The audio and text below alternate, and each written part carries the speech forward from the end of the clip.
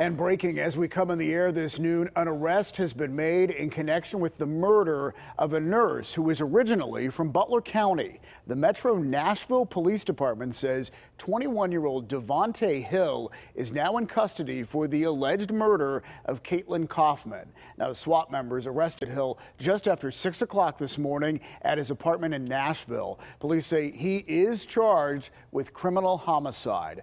Kaufman was shot and killed a week ago while driving to work on a highway in Nashville. While it was a relief to be able to sign the arrest warrant, it was an exceptional relief to be able to call Diane Kaufman, who is back in Pennsylvania right now. Obviously, it was a lot of tears, just joy. You know, she said that she was able to get some closure before the funeral. Nashville police say Hill and Kaufman did not know each other, and investigators have not determined if road rage played a role in all of this. They say Hill implicated himself in the murder, and they cannot rule out additional arrests. Stay right here with KDK on air and online for updates on this case. Some nights begin so normally that no one could ever imagine they are about to become the worst night of someone's life. December 3rd, 2020 started that way. In Tennessee, traffic moved through the evening like it always did. Brake lights stretched across the highway. Engines hummed. People were heading home, rushing to dinner, checking their phones at red lights, thinking about tomorrow. And somewhere in that stream of ordinary life, a 26-year-old nurse named Caitlyn Kaufman was driving toward work. She had made that drive before, many times. The route had become part of her new life in Nashville, a life she had worked hard to build, a life that was only beginning. To strangers on the road, she was just another driver in another SUV moving through traffic. But to the people who loved her, Caitlyn was far more than that. She was the kind of person who checked on everyone else before herself. The kind of daughter who called her mother during the drive. The kind of friend who remembered birthdays, listened when people were hurting, and somehow made others feel calmer just by being around her. And at a time when hospitals were under pressure and nurses were carrying unimaginable weight, Caitlyn was showing up for a 12-hour ICU shift. While others stayed home, she went in. While others were exhausted, she kept caring. While fear filled hospital hallways, she chose compassion anyway. That was who she was. Long before anyone knew her name through headlines, the people around her already knew what mattered most. Caitlyn had a rare kind of goodness. She had grown up with ambition, discipline, and warmth. She was smart, determined, and deeply caring. She didn't just want success. She wanted purpose. That purpose led her into healthcare, and healthcare led her to Nashville. She loved the city. She loved the feeling that life was opening up in front of her. New job, new home, new friends, new memories waiting to happen. She had built something real, but dreams often look most beautiful right before they are shattered. That evening, Caitlyn left home and began the commute toward the hospital. Somewhere along the way, she spoke with her mother. It was the kind of call millions of families make every day. Nothing dramatic, nothing historic, just a daughter talking to her mom, maybe about work, maybe about plans, maybe about nothing important at all. And that is what makes moments like this hurt so much later. Because no one on that phone call knew they were standing at the edge of tragedy. No one knew that ordinary words were about to become final words. When the call ended, Caitlyn continued driving. The highway moved fast. Cars merged, passed, slowed, accelerated. Headlights reflected across lanes of asphalt.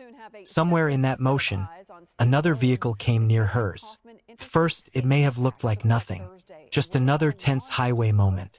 A lane change, a merge, a misunderstanding, the kind of thing people forget 5 minutes later. But not everyone forgets. Some people carry anger like gasoline, and all it takes is one spark. What happened next would stun an entire city, because in a matter of seconds, a routine commute turned into a murder scene.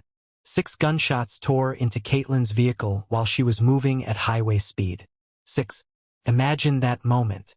The sudden sound, the glass, the shock, the terror, the confusion. No warning, no chance to prepare, no understanding of why this was happening. One of those bullets struck Caitlyn with catastrophic force. Yet even after being hit, her vehicle continued moving briefly down the roadway before slowing toward the shoulder. Traffic still flowed around her. People still drove by, some likely unaware that inside that SUV, a young nurse's life was ending. The car came to a stop against the guardrail. Engine running, lights on, silence inside. And on a highway full of people, one of the most heartbreaking truths of this case began to unfold. No one immediately knew. No frantic witness stepped forward with a plate number. No immediate hero chase. No clear suspect. No obvious explanation. Just a dying young woman alone in a stopped vehicle beside a busy road. Meanwhile, somewhere else, her family believed she was simply on the way to work. Because why would they think otherwise? That is the cruelty of sudden violence.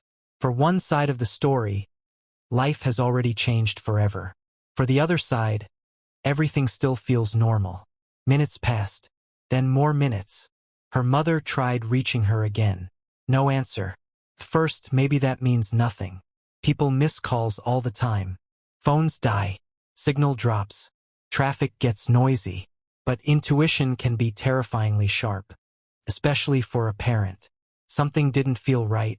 As concern grew, loved ones checked her location. There it was, stopped on the interstate, not moving, still there, still there, still there. Hope and fear begin fighting each other in moments like that. Maybe it's an app glitch. Maybe she pulled over. Maybe she's helping someone. Maybe anything except the truth. But the truth was waiting on the roadside in the dark. Hours later, law enforcement approached what looked at first like a routine disabled vehicle or crash. Instead, they found a crime scene. Caitlyn Kaufman had been shot to death on her way to save lives. A nurse who spent her career helping strangers had been left dying among strangers passing by. The randomness of it was horrifying. The senselessness was worse. Who would do this? Why her? Why over something so small? Or was it random at all? Those questions would soon grip investigators. Because this was not a robbery, not a kidnapping, not a targeted revenge plot anyone could immediately identify. This looked like violence erupting out of nowhere. And the most dangerous kind of violence is often the kind born in seconds. Somewhere out there, someone had pulled alongside a young woman on the highway and opened fire, then vanished into the night. No confession, no witnesses rushing forward, no instant arrest, only shell casings, damage to a vehicle, and a devastated family whose world had split into before and after. Before that drive, after that drive, before the phone call ended, after the bullets began, before Caitlyn was simply a nurse heading to work, after she became the victim of a crime the city would never forget. Investigators now faced a nightmare scenario, a moving shooting on a busy highway with almost no clear trail. And as news spread, fear spread with it. Because if someone could be killed like this during rush hour, then who was safe? Drivers imagined their own commutes. Parents imagined their children on the road. Nurses and co-workers mourned someone who should have been walking into another shift. Instead, they were planning memorials. And while grief settled in, the killer was still free. But hidden inside reckless violence is one weakness many criminals underestimate. Impulse leaves traces. Anger creates mistakes. And someone, somewhere, always knows more than they say. The case looked cold. But it wasn't over. Not even close. Because the truth behind those 6 gunshots would soon reveal something even more disturbing than a random highway ambush. It would reveal how quickly human rage can become murder, and how a few seconds of fury can destroy lives forever. Sday. If you're drawn to true crime stories that uncover the darkest moments piece by piece, subscribe now to Criminal Instincts with Sday, where every case reveals what really happened beneath the surface. By the time the sun disappeared over Nashville, most people were thinking about ordinary things. Dinner, traffic, getting home, starting work, finishing work. No one moving along Interstate 440 could have known that one of the most senseless crimes in the city's recent memory had just taken place beside them. Because while headlights continued to flow through the darkness, Caitlyn Kaufman's SUV had already drifted toward the shoulder. Inside was a 26-year-old ICU nurse who should have been arriving for another shift. Instead, she was dying alone. The violence itself had lasted only seconds. That is one of the most terrifying truths about murder. Lives can be built over decades and destroyed in moments. Investigators would later determine that 6 shots were fired into Caitlyn's moving vehicle. 6 separate chances for the shooter to stop. 6 chances to think. 6 chances to choose humanity. Instead, 6 bursts of rage tore through the side of her SUV as both vehicles moved at highway speed. One bullet entered Caitlyn's left arm, then ripped through her body with catastrophic damage before lodging in her right arm. Medical experts would later conclude the wound was rapidly fatal. She likely had only seconds, but even in those final moments, momentum carried the vehicle forward. Her hands may still have been near the wheel. Her foot may have eased off the accelerator instinctively. The SUV slowed from highway speed, crossed toward the right side, and came to rest near the guardrail. Engine still running, lights still on, driver motionless. And then something almost impossible happened. Traffic continued. Cars passed. Minutes slipped by. No immediate flood of emergency calls came in. No massive scene formed right away. No one yet understood that this stopped vehicle on the roadside was not a breakdown, but the aftermath of an execution on the interstate. Meanwhile, inside a hospital, people expected Caitlyn to arrive for her shift. Coworkers knew her as dependable. Patients would have known her as one of the nurses who showed up when people were frightened, in pain, or fighting for life. That night, she was the one who needed help. But help had not reached her. Back at home, concern was quietly growing. Caitlyn's mother had spoken with her earlier during the drive. It was a normal conversation, the kind families have every day without realizing how precious ordinary calls truly are. When later attempts to reach her went unanswered, worry deepened. Still, families cling to hope. Maybe the phone battery died. Maybe she lost signal. Maybe she was already parking for work. Maybe she was busy. Maybe everything was fine. But hope becomes fragile when technology shows stillness. Her location remained on Interstate 440. Not moving. Still in the same place. As minutes turned to more minutes, instinct began saying what no one wanted to believe. Something was wrong. At first, people often resist panic. That resistance is human, because once panic is accepted, the world changes. Friends and loved ones tried to reason through every harmless possibility. But Caitlyn never missed work without explanation. She was responsible, reliable, committed. When word came that she had not arrived for her shift, fear became real. Now friends began moving toward her location themselves. Imagine that drive, the dread, the racing thoughts, the desperate wish to arrive and find something simple. A flat tire, car trouble, anything but tragedy. At approximately 8:52 p.m., an officer came upon the vehicle. From a distance, it may have looked like a routine roadside crash. Maybe a driver drifted into the rail. Maybe someone needed assistance. But routine scenes can hide horrors. As the officer approached, the truth revealed itself piece by piece. The vehicle was still running. Caitlyn was slumped inside, unresponsive. Then came another chilling detail. Bullet damage marked the side of the SUV. This had not been an accident. This was a shooting. The roadside instantly transformed from disabled vehicle call to homicide scene. Officers secured the area and began processing evidence under night sky and flashing lights. Somewhere nearby, 3 9mm shell casings would be recovered on the shoulder. Those tiny pieces of brass would later become crucial, because shell casings don't forget. They preserve mechanical fingerprints from the weapon that fired them. And in cases where killers think they vanished into darkness, science often keeps the memory alive. But that night, investigators had almost nothing else. No suspect standing nearby. No known motive. No obvious connection between victim and shooter. No witness rushing forward with a plate number. No clear trail. Just a murdered nurse, a damaged SUV, and questions no one could answer. Why her? Did she know the shooter? Was she targeted? Was this random? Was it road rage? Had there been an argument? Had another driver mistaken a lane merge for disrespect? The randomness of interstate violence creates a special kind of fear, because it means everyday people can become victims during everyday moments. News of Caitlyn's death spread quickly. A young ICU nurse, killed on the way to work, during a time when healthcare workers were already carrying immense burdens. The emotional weight of that fact hit hard. She had dedicated herself to caring for others. She was commuting to help strangers survive.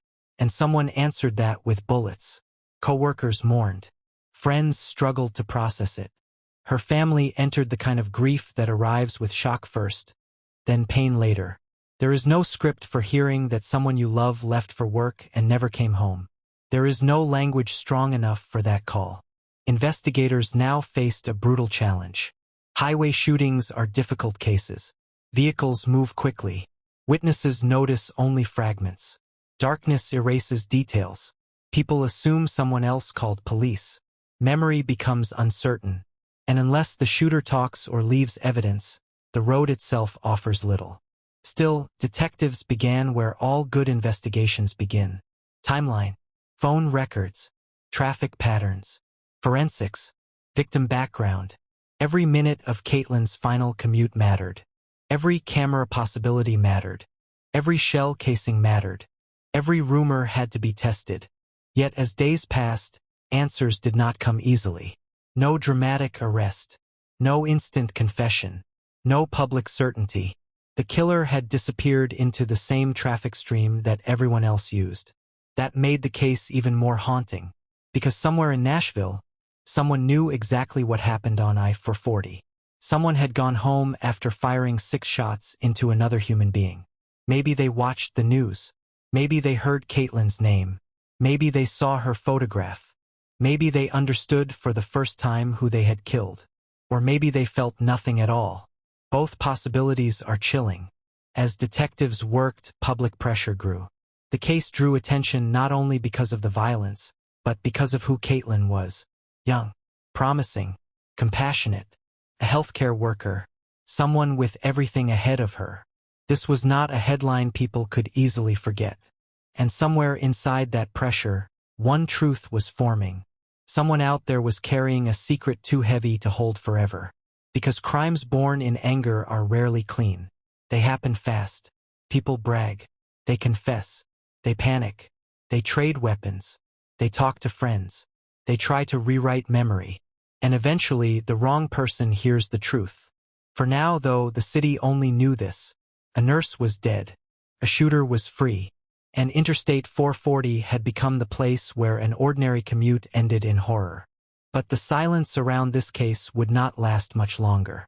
Because soon, reward money would rise. And with it, loyalty would begin to crack. Sday. If you want true crime stories broken down piece by piece, the psychology, the secrets, and the moments that changed everything, subscribe now to Criminal Instincts with Sday. For investigators, the first days after a murder are often the most important. Memories are fresh. Witnesses are reachable. Evidence is still where it was left. Mistakes made by the killer have not yet been corrected. But in the death of Caitlyn Kaufman, those first days delivered something detectives hate most. Silence. No clear suspect emerged. No dramatic eyewitness account pointed to a face. No obvious personal enemy surfaced from Caitlyn's life. No robbery connected to the shooting. No sign that she had been followed from home. No threatening messages waiting on her phone. Nothing about Caitlyn's life suggested she was living inside danger. She was a nurse, a daughter, a friend, a young woman trying to build a future. And yet someone had fired 6 shots into her car as if her life meant nothing. That contradiction made the case even harder to understand. Because when the victim has no visible ties to crime, detectives must ask a different kind of question. Was the motive born in minutes instead of months? Had this entire tragedy begun with a glance, a horn, a lane change, or a misunderstood moment on the highway? Road rage is one of the most irrational forms of violence. 2 strangers meet for seconds. Neither knows the other. Neither knows what burdens, addictions, anger, or instability the other carries.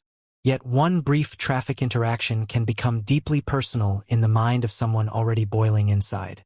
To a stable person, being cut off is an annoyance. To an unstable person, it becomes disrespect. To someone reckless, it becomes revenge. That possibility now hovered over the investigation. But possibility is not proof. Detectives still needed names. They needed a vehicle. They needed a weapon. They needed someone who knew something. And meanwhile, the city watched. News reports repeated the same horrifying facts. A 26-year-old ICU nurse had been killed on Interstate 440 while driving to work. No arrests had been made. The shooter remained free. For ordinary people, stories like this do something powerful. They force imagination into everyday routines. Drivers began thinking differently on their own commutes. What if someone tailgates me? What if I honk at the wrong person? What if I make one mistake and meet someone dangerous? That fear spreads quickly because roads are one of the few places strangers are placed side by side at speed, under stress, with little accountability. Inside Caitlyn's family, grief had already taken over. The world outside debated motives and suspects. But inside the people who loved her, there was only absence. An empty chair, an unanswered phone, a shift she never arrived for, plans that would never happen. That is the hidden side of homicide. The public sees headlines. Families live with silence. At the hospital, co-workers mourn someone who had spent her life helping others survive. Patients who never knew her story may never realize the kind of nurse they lost. Compassion is hard to measure after death. But those who worked beside Caitlyn knew exactly what was gone. Detectives continued building the timeline of her final hour. They traced movement, reviewed calls, mapped the route, examined shell casings, looked for traffic cameras, asked whether nearby businesses had footage, searched for any witness who may have seen two vehicles interacting before the gunfire. Yet highway cases can be brutal puzzles. People notice fragments, a dark sedan, a loud sound, a car speeding off. Then memory blurs, stress changes details, and without a plate number or clear image, fragments stay fragments. The weapon itself became a central focus. 3 9mm shell casings had been found near the scene. That meant somewhere out there was a firearm carrying microscopic marks that could one day match those casings exactly. If recovered, if found, if connected. But a gun in unknown hands is like a ghost. It exists, but offers nothing until someone brings it into light. Days passed, then a week. Still no arrest. Still no public breakthrough. This is often the most dangerous stage of a case. Pressure rises. Rumors grow. False tips waste time. The public begins wondering if the crime will go unsolved. And killers sometimes grow confident. Confidence can make people careless. People who commit impulsive crimes often believe speed erased responsibility. They think because it happened fast, it can never be reconstructed. But crimes committed in rage often leave human evidence behind. Boasting, confessions, nervous behavior, sudden attempts to hide items, changing stories, talking too much to the wrong friend. The Nashville case now depended on one uncomfortable truth. Somewhere, someone probably knew exactly who did this. Maybe a friend heard bragging. Maybe a relative noticed panic. Maybe someone was asked to hold a gun. Maybe a passenger had been in the car. Maybe guilt was already eating through silence. To move that silence, authorities increased the reward. Money changes cases, not because it creates truth, but because it weakens loyalty. People who protect violent friends often do so until protecting them costs more than betraying them. A larger reward can turn whispers into phone calls, can make conscience louder, can make fear speak. When officials raised the reward money significantly, they were sending two messages. To the public, we need help. To the people hiding the truth, your silence now has a price. And sometimes that is enough. Within hours of the reward increase, something happened investigators had been waiting for. A tip came in. Not vague gossip, not internet speculation. A real person claiming to know something important. That moment can change everything in homicide work. Because before a tip, detectives are searching outward. After a tip, they begin narrowing inward. The caller reportedly had a story involving a firearm, a confession, and 2 names. If true, it would transform the case overnight. If false, it would waste precious time. So investigators had to move carefully, verify every claim, check every timeline, test every detail. Still, even receiving that call meant one crucial thing. The wall of silence had cracked. Somewhere in the city, loyalty had failed. Fear had won, or conscience had finally spoken. For Caitlyn's family, none of it could restore what was taken. But justice often begins quietly, not with sirens, not with handcuffs, with a phone call, with someone deciding they can no longer carry another person's crime. And now detectives were about to learn that the horror on Interstate 440 may not have been random at all. It may have started with something so small, so petty, so meaningless, that it would enrage everyone who heard it. Because according to the emerging story, Caitlyn Kaufman may have died over a moment of traffic frustration. A lane, a brake, an ego, a few seconds of wounded pride. If that proved true, then this was not only murder. It was one of the clearest examples of how fragile self-control can become lethal in the wrong hands. Investigators prepared search warrants, prepared interviews, prepared to test the gun if it could be found, prepared to see whether the names in that tip matched the shell casings left beside Caitlyn's final stop. And as they moved forward, 2 men somewhere in Nashville may have already felt the ground shifting beneath them. Because secrets survive only until the first person talks. And someone just did. For more than a week, the murder of Caitlyn Kaufman had haunted Nashville. A young ICU nurse was shot while driving to work. 6 rounds fired into her SUV. No robbery, no known enemies, no arrest, no answers. The case had created a terrifying question in the minds of ordinary people. If this could happen to her, could it happen to anyone? Every driver on Interstate 440 now looked at traffic a little differently. Every sudden lane merge felt more tense. Every aggressive driver felt more dangerous. Because somewhere on those same roads, the person responsible was still free. But hidden crimes rarely stay buried forever. Especially crimes committed in anger. Anger moves fast. It doesn't plan well. It doesn't think ahead. And afterward, it often talks too much. That is exactly what investigators were hoping for when they increased the reward money. Someone always knows something. A friend, a cousin, passenger, a girlfriend, someone who was told the story in private, someone who noticed a gun disappear, someone who saw panic in the days after the shooting, someone who heard the truth and tried to ignore it. Then came the phone call. Within hours of the reward increase, a tip reached investigators. And unlike many tips that arrive in major cases, this one carried specific details. Names, a weapon, a confession. If the information was true, the case was about to explode open. If it was false, detectives would lose valuable time. So they moved carefully. They listened. They documented every word. And they began checking the story against evidence only the real killer would know. The caller claimed to have knowledge involving 2 men. Devont Hill, James Cowan. According to the account, days after Caitlyn was killed, Hill had approached the tipster needing to get rid of a handgun. That alone was suspicious. But then came something worse. Hill allegedly admitted involvement in the shooting. A confession after the fact. The kind of reckless truth criminals often spill when adrenaline fades and ego takes over. Investigators now had something they hadn't possessed before. Direction. No longer were they chasing a faceless driver in a sea of traffic. Now they had potential names tied to a potential murder weapon.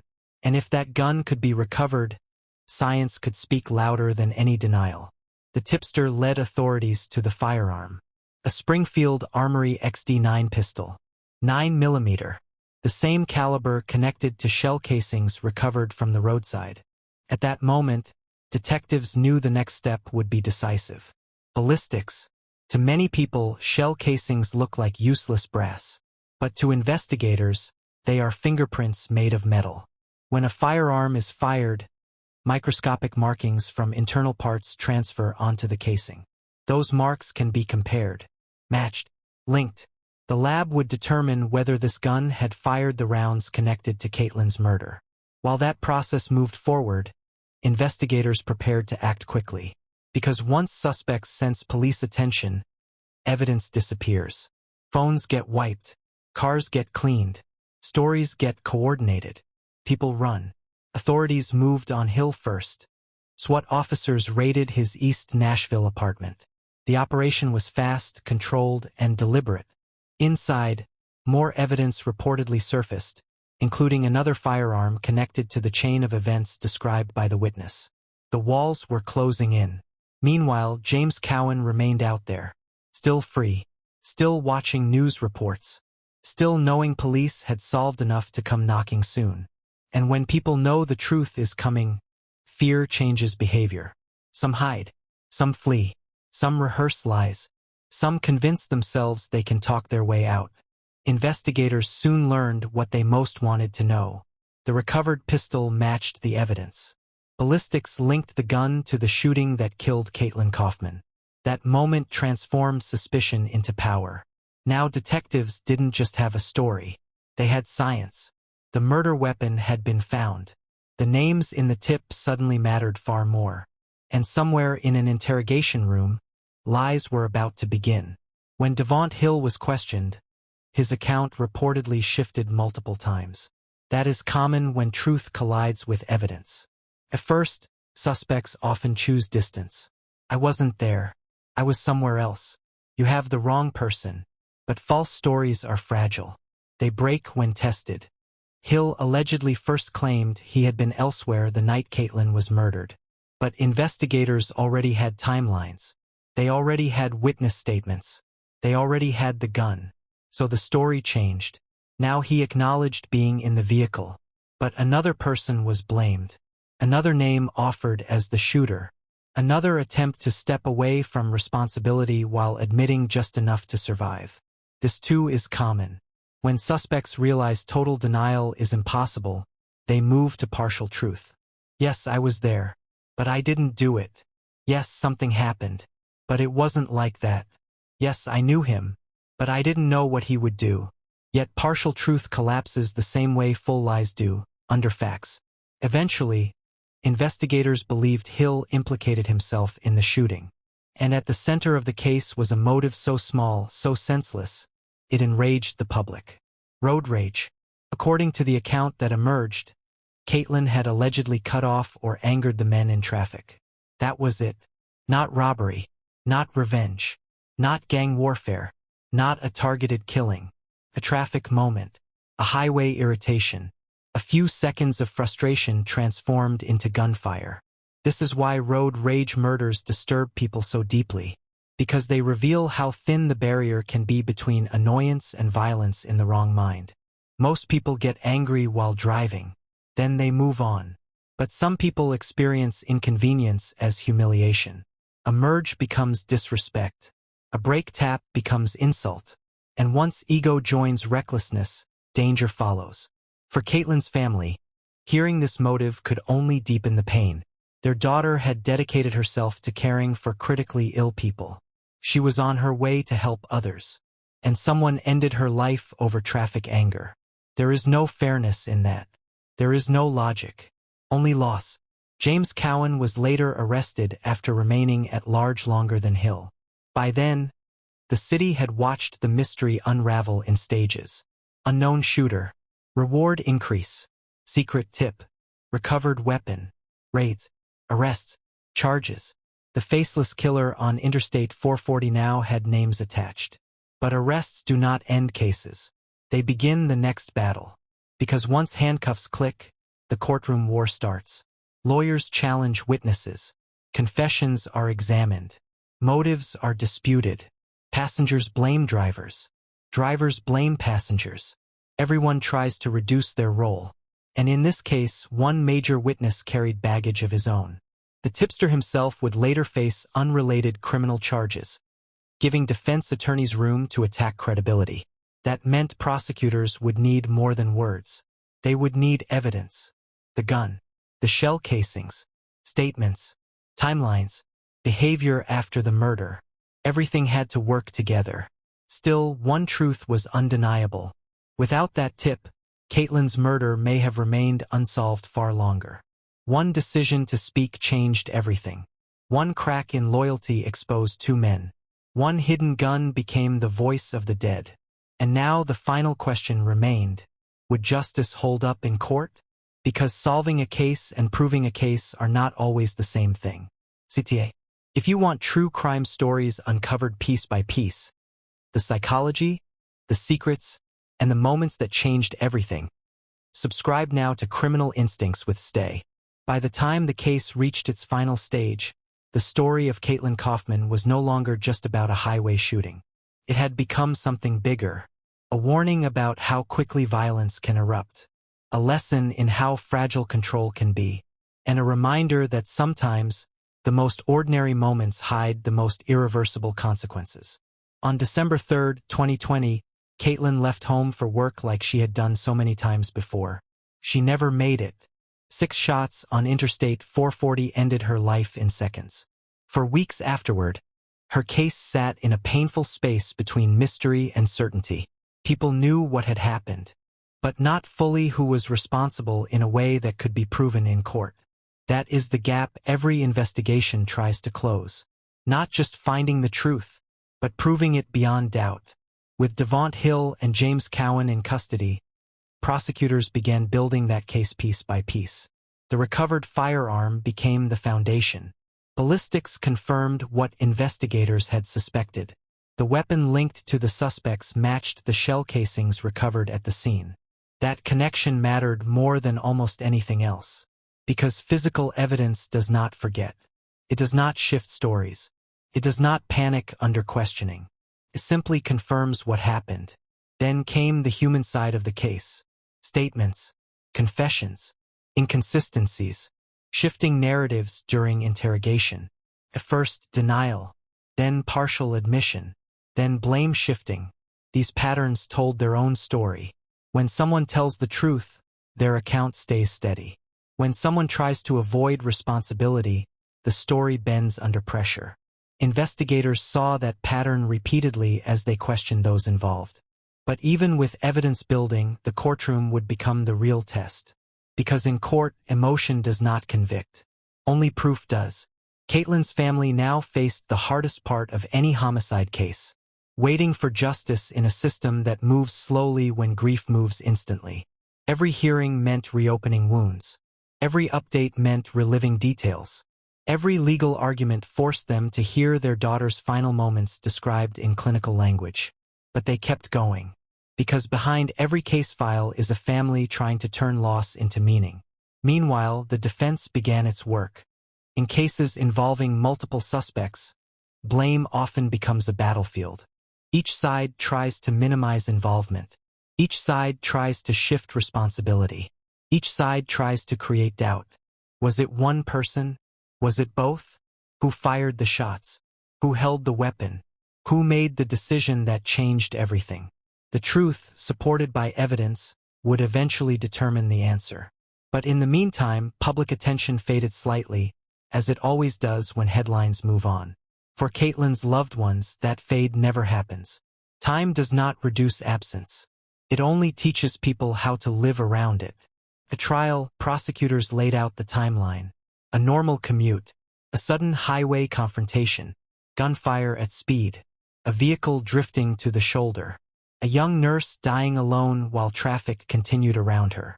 Then came the investigation, shell casings, witness absence, delayed discovery, reward increase, the tip that changed everything, the recovered firearm, ballistic confirmation, arrests.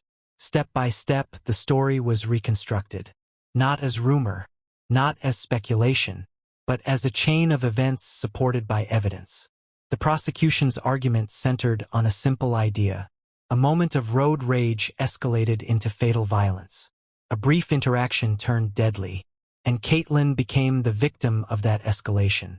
The defense attempted to separate responsibility, challenge credibility, and question details of involvement. But the physical evidence remained powerful. And in criminal cases, evidence often speaks louder than conflicting accounts.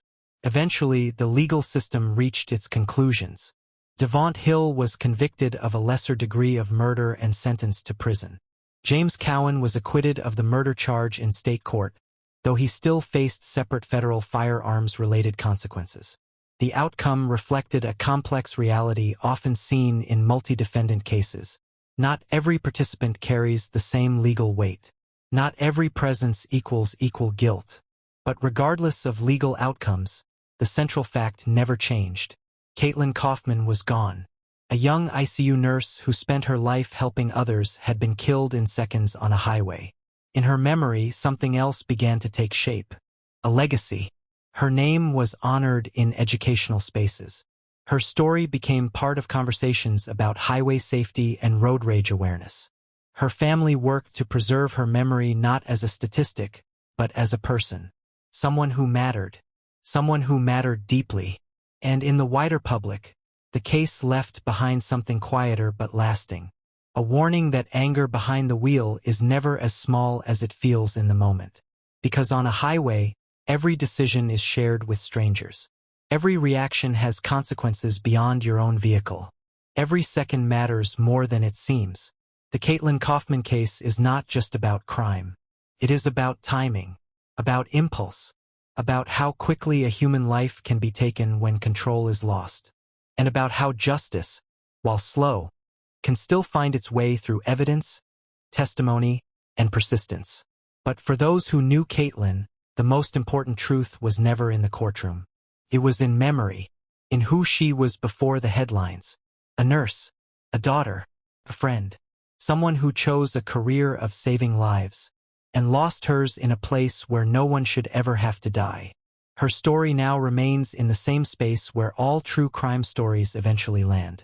Between justice and grief, between answers and questions, between what happened and what should never have happened at all. Final CTA. If you want more real-life crime stories broken down piece by piece, the psychology, the secrets, and the moments that changed everything, subscribe now to Criminal Instincts with Sday.